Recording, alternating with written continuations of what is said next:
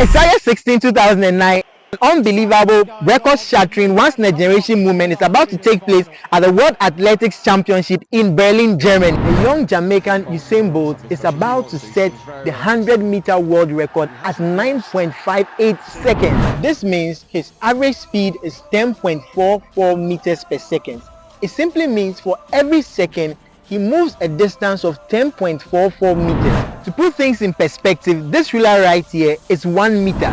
That means the guy moves 10 times of this and even more in just 1 second. That's like moving from here to where the basketball rim is. The guy is damn fast! That 10.44 meters per second is just the average speed, the speed over the entire race. But in reality, his speed is constantly changing. He starts slower, accelerates to maximum speed, and then he may slow down getting to the very end. So now the real question is, how fast was he moving at the 5th, the 6th, or the 7th second, and not just the averages? Let's take this curve over here, y is equal to f of x, as a total race of Usain Bolt, and we are trying to find the gradient or the slope at a particular point where this yellow pin is. So this can be considered the 5th, the 4th, or the 6th second.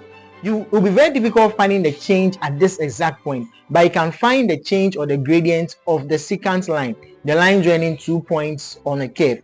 Now the gradient of the secant line is just going to be rise over run, or change in y over change in x. But from the curve that we have over here, we have f of x plus h minus f of x all over h, the run, to be the gradient of the secant. But we can push this 2 points closer and closer and closer till they all emerge into the yellow one.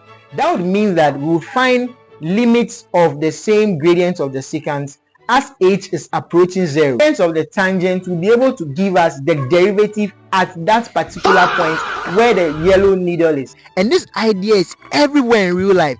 Speed and velocity, growth of populations, rate of chemical reactions, even how your money grows in a bank account. So now that we understand derivatives, the next question to ask ourselves is, how do we solve derivative questions simpler and easier without having to draw tangent lines?